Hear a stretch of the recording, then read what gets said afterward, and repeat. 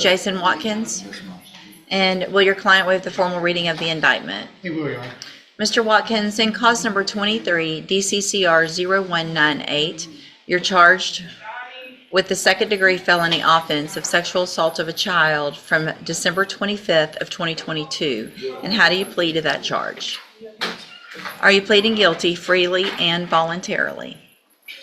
Speak up, please. Yes, ma'am. And are you pleading guilty because you did what they charged you with? I have here on the computer some documents that have your signature on them that the state has marked as exhibit number 1.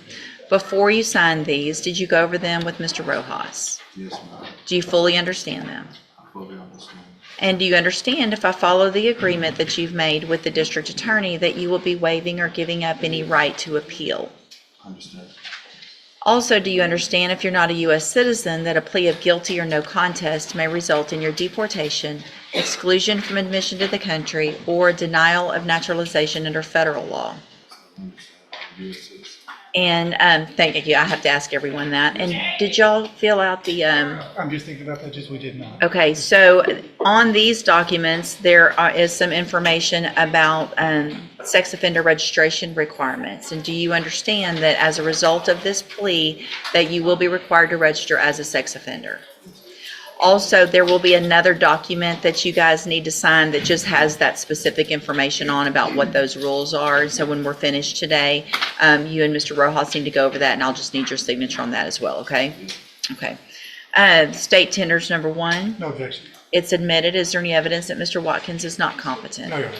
All right, Mr. Watkins, I'm going to find that you entered your plea of guilty freely and voluntarily. Find that you're mentally competent and you understand the nature and the consequences of that plea. Find sufficient evidence to find you guilty, and at this time find you guilty of sexual assault of a child. Sentence you in accordance with your agreement to a term of 10 years in the institutional division of the Texas Department of Corrections. You will receive credit on that sentence for any time that you've been in custody that the law gives you the right to receive. I'm handing you the trial court certification that shows this was an agreement that I followed, and so you've waived your right to appeal. I have also handed you a written admonishment regarding your ineligibility to possess a firearm or ammunition. Because of the judgment entered against you, you're ineligible under Texas law to possess a firearm or ammunition. Possession of a firearm or ammunition could lead to charges against you. Firearm is a legal term, and you should read the written admonishment I provide you to see what devices qualify as a firearm. If you have questions about the laws that make you ineligible to possess a firearm or ammunition, or about how long that lasts, you can talk to Mr. Rojas. All right, good luck to you, sir, and y'all get that that one more paper signed for me, okay? Thank you.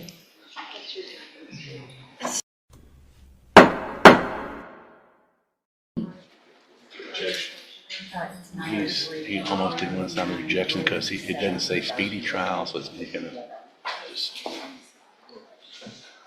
It's not an issue, but then just. Okay. That's a big deal. It'll be as speedy as we can make it. She's gonna call me right back and let me know. Okay. Hey, would you text Charlie? I don't know if he left. He's in wanna- county court too. Text him. Oh, okay. We're ready for him. Okay. I just don't want him to get stuck down there in the middle of something and then him get iffy again. Good morning, sir. You're Lester Ballard or Bolard?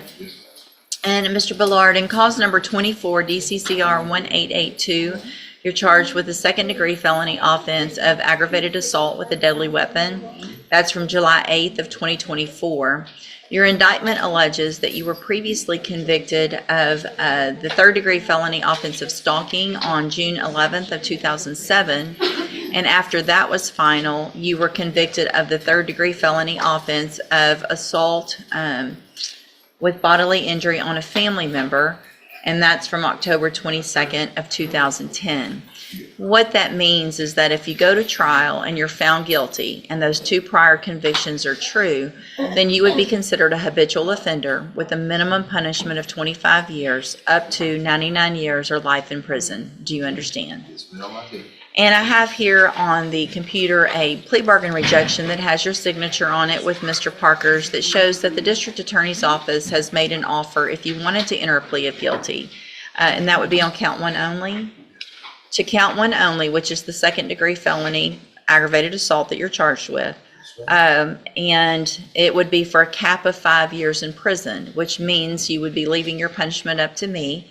I couldn't give you more than 5 years if I accepted that plea agreement. I could give you 5, I could give you less. It would depend on the information that was brought to me at a sentencing hearing. You have every right to reject that and have a jury decide if you're guilty or not, and then let them decide your punishment. I just want to make sure you understand what the possible consequences are if you go to trial and what your options are. And do you understand all of that? Well, when I was speaking with him, I didn't want to sign it until I spoke with you. Okay. I had to sign it, or he was gonna tell you that I rejected it. Okay, That's why I wanted to speak with you, to get a clearer understanding. Okay. of it. all right. What do you not understand? I wanted to get a clear understanding of speaking with you about it, Okay, because, there was somebody that pulled a gun on me. and so hang on, here's the thing. I'm not going to talk to you about the facts of the case.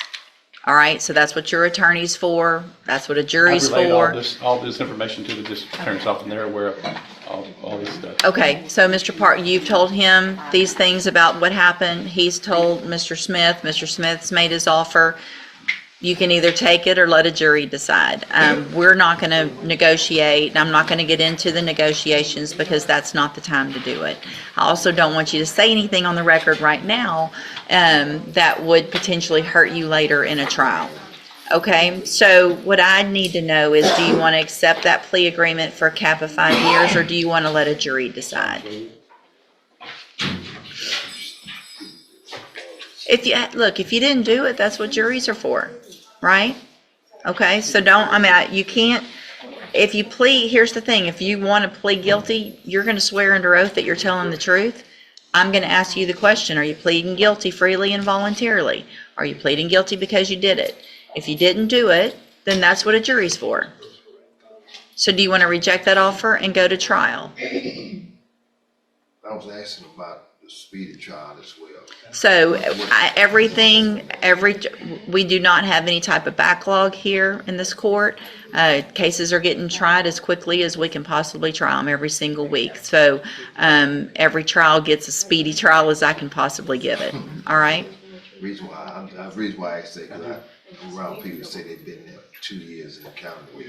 Maybe some. There are different things in different cases that cause them sometimes to go longer. Sometimes it's a different court. Sometimes it's just the facts of the case. Sometimes it's DNA.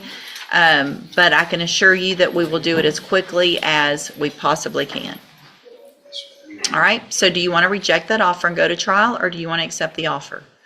In between now and whatever the speedy trial I don't get to, situation is. no, here's the thing. After today, if you place your case on the trial docket, my trial docket isn't somewhere where I put cases so that there's some more negotiation or you get a lesser deal later. Today's the day if you want to take a deal. If you don't, if it's on the trial docket, your choices are either going to be to plea open to me or to take it to trial. Because that's how I keep my trial docket moving, so that it doesn't get too big and people aren't waiting on trial for a long time. Mr. Smith, is there any reason to believe that that offer would change? Okay, so the offer is what it is. Take it or leave it. What do you want to do? I'll take it, but I want to make sure you understand what you're going to do and say on the record, however. yes. Okay. There's no, so I might as well take it. No, there's no might as well take it. Either you did it and you're guilty of it, or you let a jury decide. You're not going to stand in front of me and say, I didn't do it, but I'm just going to take a deal. It doesn't work that way. I can't allow you to do that. Go talk to your attorney about it, and y'all let me know what you want to do. I'll hold it for now. Okay. Where's Charlie? Okay, Charlie, y'all ready on escort? Yeah. All right, sir, you are Lester Bolard again. And looks like you've changed your mind and want to enter in a plea. Is that correct? And will your client waive the formal reading of the indictment? He will, Your Honor. Mr. Bolard, in cause number, let's see, are we going on count one? Count one. I'm sorry, Mark. That's okay. Give me just a second to make this adjustment here.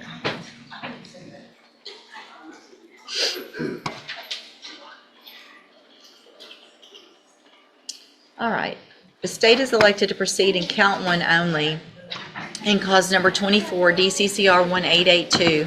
It charges you with the second-degree felony offense of aggravated assault with a deadly weapon from July 8th of 2024. And how do you plead to that charge? Are you pleading guilty freely and voluntarily, and because you did what they've charged you with?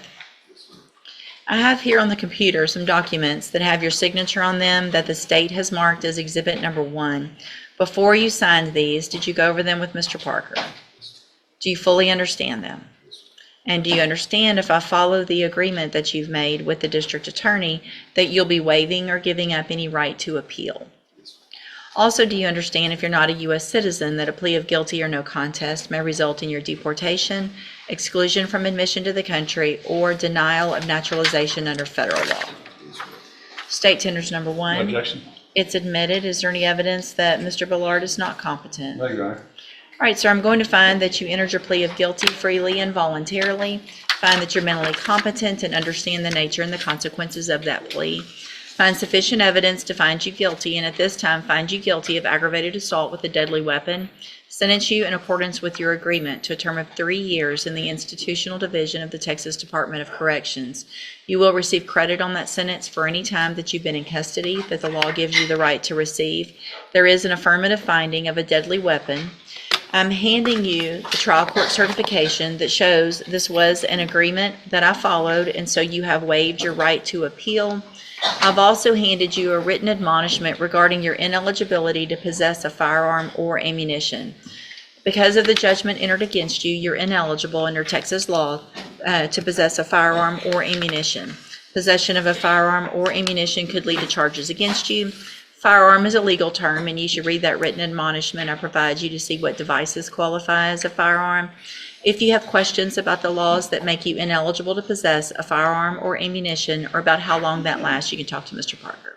All right, good luck to you, sir. You can go back with the bailiff. All right, you're Christopher Bushnell.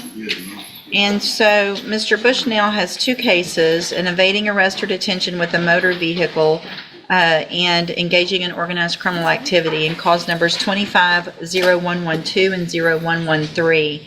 There was previously an agreement motion, and a plea agreement for 10-year deferred probation. We were here because of the issues in the jail. I rejected that because if I were going to go along with that, I was going to order the ISF. And so we're back here. And then, so let me ask you, I should tell you what's bad is when I remember stuff, Mr. Bushnell. Your birthday's in October, right? No, December.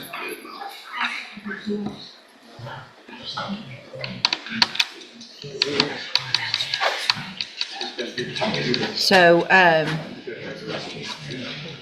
so we're getting close. But here's the problem, Mr. Bushnell.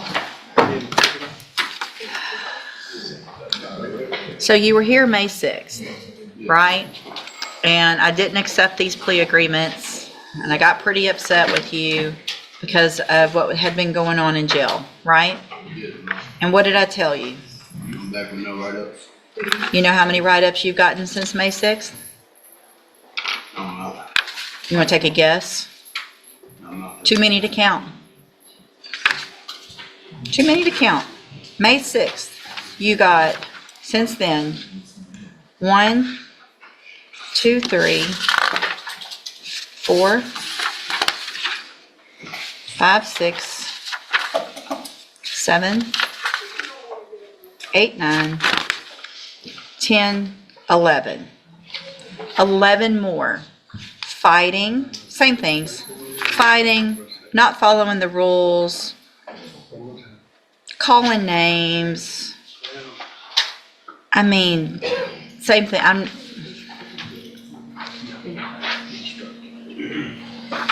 You don't like following rules, do you? I do. You do? What part of calling a correctional officer the names that you've been calling is appropriate? It's not. It's not. So why would you keep doing it after I told you? I told you, go just be good for a month. 1 month, be good, follow the rules. And it's one thing if you've got another inmate running up on you fighting and that was your excuse, but it's not. Not accepting any plea agreements. If the jury wants to see all this and give you probation after that, that's going to be up to them. I'm not doing it. Go back with the bailiff. We'll set your case for, well, let me do this. Ms. Holmes has been appointed as your attorney, and she's one of the attorneys who handles a lot of cases for me as a court-appointed attorney. What I can do is release her and appoint a new attorney who can begin preparation for trial. Do you want me to do that? Or do you want to keep Ms. Holmes? All right, Ms. Holmes, get ready for trial. And let me tell you what you're doing. You're making her job hard. She's trying to help you. I wanted to try to help you. If you came in today and didn't have all this nonsense, I'm looking at it over and over, calling them the B word. Not doing what you're supposed to, saying, I don't care. Write me up, I don't care. If you don't care, then I don't care. Because I tried last time when we had this conversation. So your case is going on the trial docket, and again, we'll let a jury decide what to do with you. Go back with the bailiff. Where you have a little more. Good morning, are you Marissa Tibbitz? Yes, ma'am. And will your client waive the formal reading of the motion in each of her cases? She would, Your Honor. Okay. Ms. Tibbitz, in cause number 1828, well, before we do that, raise your right hand the best you can, please. Do you swear or affirm the testimony you're going to give in this hearing will be the truth, the whole truth, and nothing but the truth? Thank you. You can put your hand down. And Ms. Tibbitz, excuse me. I have in cause number 1828754, I have a motion to revoke your unadjudicated probation. Shows that you were placed on probation October 29th of 2018 for the offense of aggravated robbery, a first-degree felony, and that was a 10-year deferred probation. Is that correct? And then in cause number 1828753, I also have a motion to revoke your unadjudicated probation. It shows you were placed on probation October 29th of 2018 for aggravated robbery, a first-degree felony. Again, that was a 10-year deferred probation. Is that correct? Each of these motions allege that you violated your probation. Count one in each motion alleges that you committed the offense of burglary of a building March 22nd of 2025 in Jefferson County, Texas. And is that true or not true? No, ma'am. Not true. Count two in each case alleges that you provided a urine sample March 18th of 2025 that tested positive for methamphetamines and marijuana. And is that true or not true? True or not true? True. Count three in each of the cases alleges that you were at a location other than your residence at 11:15 p.m. March 22nd of 2025. And is that true or not true? I'm sorry? Not true. Okay. Count four in each case alleges that you are behind in your court-assessed fees, and it's just a little bit in each case, $29 in one and $37 in the other. Is that true or not true? Yes, true. Did you enter your pleas of true in each of the cases to counts 2 and 4 freely and voluntarily? The counts that you pled true to, 2 and 4, did you do that voluntarily? Yes, ma'am. And did you plead true to those counts because those two are actually true? Yes, ma'am. All right, then I'm going to find that you entered your pleas of true to counts 2 and 4 freely and voluntarily. Find those counts true, find sufficient evidence in each case to find you guilty and revoke your probation, but I'm not going to do that today. I'm going to reset your cases for a hearing. The state on that date, if they want, can put on evidence with regard to any other allegations, and anything that you think is important for me to know, get that information to Mr. Kimler. He will present it to me on your behalf when we come back. I'll also get probation to do an updated report as well. All right, you can go back with the bailiff. Your Honor, if I may, this is deferred. I think the court has set bonds in the cases that are relatively high. I believe they're. Do you want to file a motion for some, if I've already had a hearing with another attorney, I don't, unless there's some change of circumstances, I don't, we're not going to do that today for sure. But I would need some change of circumstance if I've already had a hearing. When the reset is, can we get a speedy reset? Your Honor, or how long? You're going to get the same reset on a motion that we get so that everybody can get prepared and so that that updated report can get taken care of. I'll be out to see you. Good morning, sir. Are you David Wayne James? Yes, ma'am. And Mr. Parker, will your client waive the formal reading of the indictment and the motion? Yes, Your Honor. Mr. James, in cause number 250522, you're charged with the third-degree felony offense of collision involving serious bodily injury from February 16th of 2025. And how do you plead to that charge? I plead, no contest. You either did it or you didn't do it. I plead guilty. Are you pleading guilty freely and voluntarily? Yes. And are you pleading guilty because you actually did what they've charged you with? Right. All right.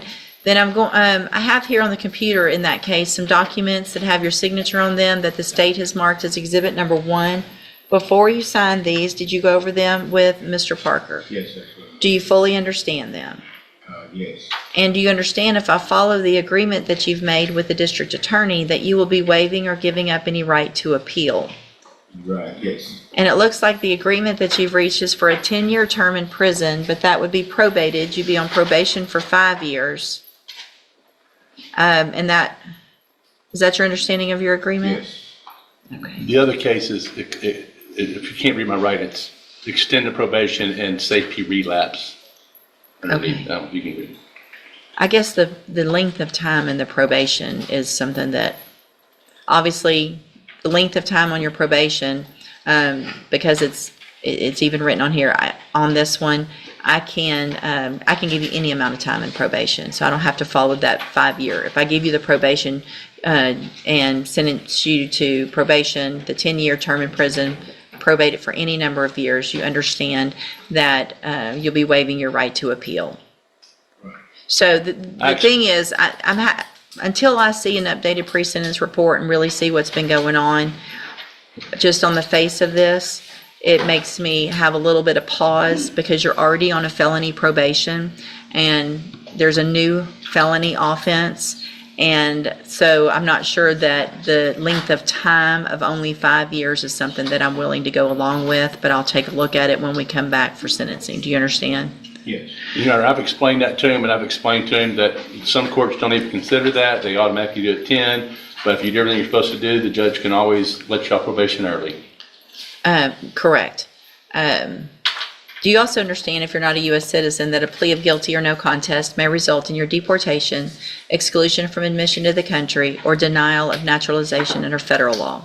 Yes. State tenders number 1 in that No case? objection. It's admitted. Is there any evidence that Mr. James is not competent? No, Your Honor. All right, sir, in 250522, I'm going to find that you entered your plea of guilty freely and voluntarily. Find that you're mentally competent and you understand the nature and the consequences of your plea. Find sufficient evidence to find you guilty. However, I am going to reset your case so that the probation department can do a pre-sentence report, give me an update, obviously, on the probation case, as well as more information on this offense, and then we'll come back later for sentencing. Now, in cause number 1523545,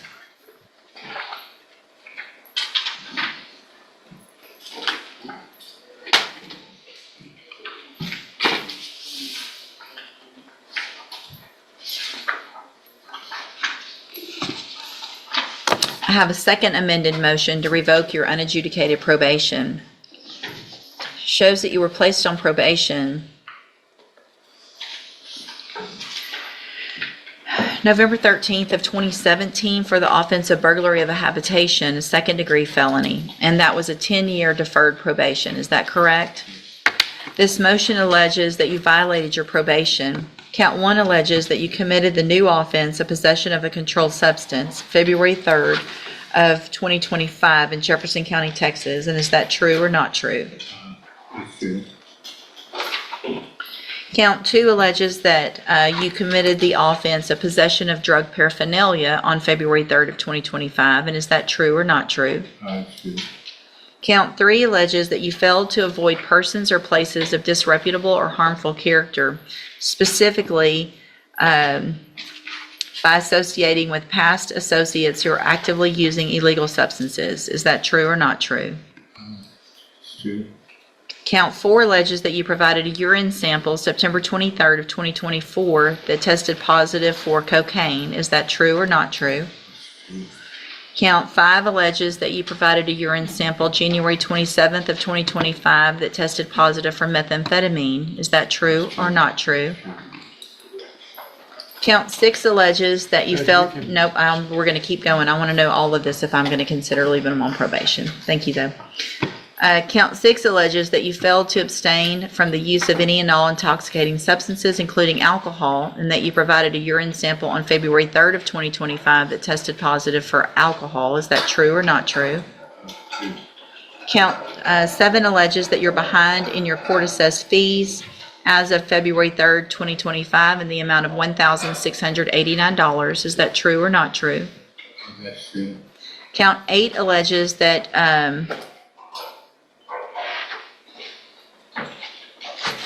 that doesn't really give me, Yeah. all right, I'm going to skip 8.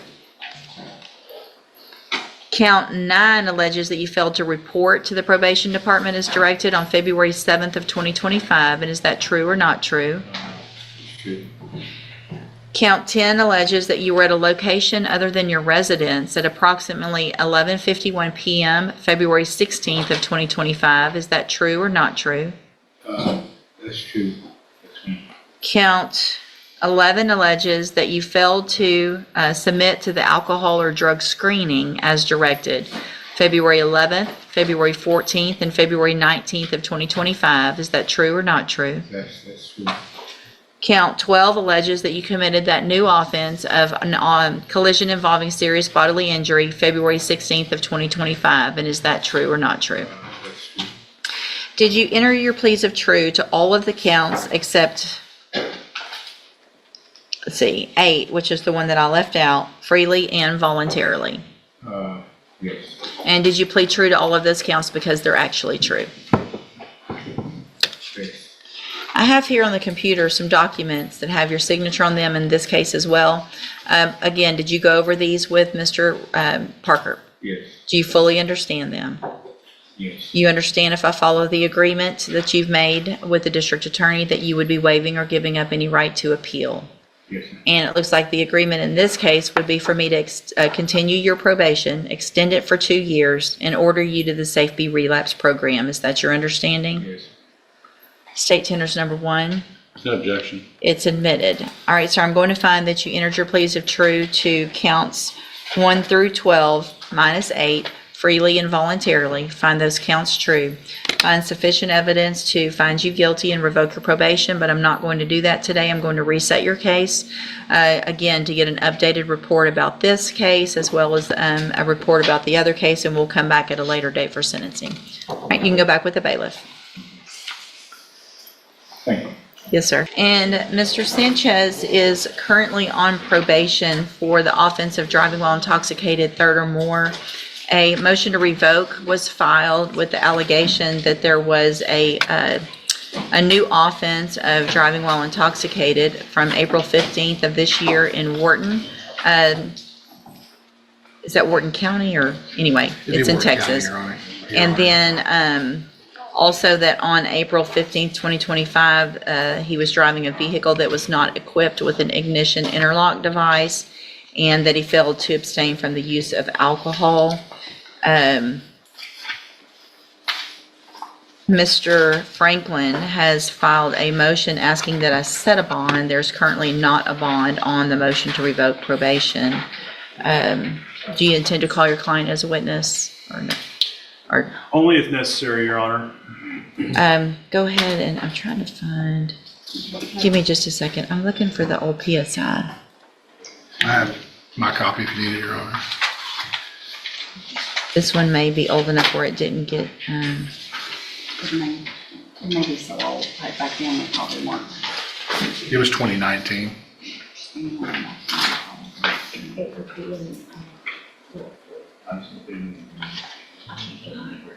okay. All right, you can go ahead, Mr. Your Honor, we Franklin. have not been provided with a copy of the old PSI. That was not produced to us. So that was one of the issues, I think, that he's addressing. We also supplied Mr. Nichols, right up, I'm sorry. go ahead. We supplied, we filed with our motion about a dozen letters in support And I have received those and take judicial notice of the court's file that includes those as well. Thank you. Thank you, Your Honor. In assessing whether Mr. Sanchez is a flight risk, I think the support from his community, from his family, helped provide evidence that he's not a flight risk. So the court should then turn to the prong of whether, of what threat he may pose to himself or others. In this case, the underlying offense was 2019. The motion was filed based on a violation, true, but there were not other violations as far as not reporting or failing other tests up until now. So that's been effectively 6 years that he's been compliant. We'd also like for the court to take note that the other offenses that are mentioned go back as far as 1992 to 1995, 2001, et cetera. In other words, it has been, in some instances, decades since those offenses occurred. And although we're not downplaying the severity of what Mr. Sanchez is currently charged with, we do think the court should take into account, as regards the threat to himself or others, the fact that the other causes are, in some instances, over 30 years old. What's the status of that case in Wharton? Does anybody know? Your Honor, it is my understanding, and I don't represent him on that case, but my understanding is that it is pending because this one fell first in the queue, so he was sent here first. Okay. So they're going to wait for us to see what I do, I That guess? is my understanding, Your Honor, but again, I don't represent him on that, but that's what I could glean. I spoke to a lawyer that he conferred with there, but he did not end up hiring that lawyer, so he couldn't speak, Okay. All right, Mr. Nichols, what's the state's position with regard to a bond? Judge, my main concern is him driving a vehicle that doesn't have an interlock. So we have no idea how much driving he's done. It sounds like the only reason we found out about this violation is that he got caught. I doubt that this is a one-time event of driving his wife's vehicle without an interlock. And so to protect the community, I'd ask that if the court does set a bond, that it be high enough to protect the community from his repeated driving while intoxicated. Your Honor, may I respond? Sure. First, speculation as regards any other instances is probably not admissible. But secondly, there are measures that the court can take in assigning bond conditions to monitor Mr. Sanchez in such a way that he... But he had probation conditions that were meant to monitor him. Your Honor, as regards whether he's drinking, for example, there are scram devices and other devices that constantly test for alcohol in the system. The scram device, for example, tests I think it's every half hour. Yeah, so here's where I am on this. Mr. Sanchez had at least, this is his fourth conviction that we know of for a DUI. I know there were some other arrests that we didn't have the disposition.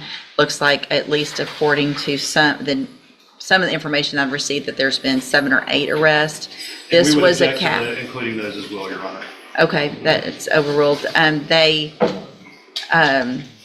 think with regard to setting bond under 17.15, I'm able to take into consideration everything that is at my disposal. And in fact, I'm required to take into account everything that is at my disposal with regard to prior offenses, with the most recent bail reform, as well as the ones from a couple years ago. So I guess my worry isn't necessarily the reporting or him fleeing. My concern is for the safety of the community. And this was a cap of 8 years when I gave him this probation, probably against the argument of counsel from the state, and gave him this opportunity. He's on probation, commits another. We're lucky we're not here for an intox assault or even worse. I am going to deny the motion for a bond at this time. If there is any likelihood at all that I would leave Mr. Sanchez on probation, it would absolutely be with some type of treatment. And so I'm not going to allow him to get out and even with the scram or anything else and put the community in danger. All right. We'll get it set for an announcement within about 30 days or so, and then we'll see where we get on the case. Thank you, Judge. Thank you, sir. You can go back with the bailiff.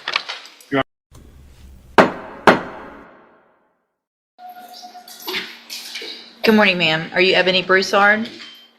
Yes, ma'am. And Ms. Brousard is on probation in cause numbers 19-32518, 19-32806, and 21-36615 for the offenses of escape while arrested, assault on a peace officer, and possession of a controlled substance. There's been motion to revokes filed in all three of those cases. And Mr. Nix, what is the announcement? Your Honor, I've spoken with the state. I think we have something in the works. I think we'd both like a 2-week reset. And I think in 2 weeks, some offers that we made to the state to try to resolve these issues will be made whole at that time. And I think this will be worked out at the 2-week reset. Any issue, Ms. Malfino? Judge, I have spoken at length with Ms. Johnson, who has worked with this defendant for a long time now. Of course, respect her position ultimately in that she is the one who actually works with her. There are quite a bit of arrears due in this case. Ms. Brousard has been ordered previously to pay those with forms of income such as her tax return, et cetera. She has been defiant in doing that to the probation department. Mr. Nix indicates that she, via her family while she remains in custody, is able to do that in the next 2 weeks, and I'd like to reconvene at that time to maybe see where we are. Our position in the alternative would probably be ISF cognitive. In fact, if she does not get that paid, we may just go ahead and proceed with the motion. We'll be ready to do it on that day. Okay, sounds good. Thank you for being here, Ms. Johnson. We'll reset the case for 2 weeks. Thank you, Judge. Thank you. The proceedings illustrate how trial courts balance negotiated resolutions with their independent duty to ensure that guilty pleas are knowing, voluntary, and supported by the law. Throughout the docket, the judge carefully questioned each defendant about competency, constitutional rights, plea consequences, and the factual basis for admissions before accepting agreements, while refusing to allow guilty pleas from defendants who simultaneously denied responsibility. The hearings also emphasized that courtroom decisions extend beyond plea negotiations, with repeated attention given to public safety, probation compliance, prior criminal history, and rehabilitation prospects. Defendants who demonstrated repeated rule violations or failed to comply with court-ordered conditions faced stricter outcomes, while others received additional evaluations before sentencing so the court could make a fully informed decision. The judge consistently separated legal procedure from factual disputes reserved for trial, reinforcing the importance of due process. Overall, the proceedings highlight that accountability, honesty, and compliance with court orders play a critical role in judicial decision-making, while plea agreements remain subject to careful judicial review rather than automatic approval.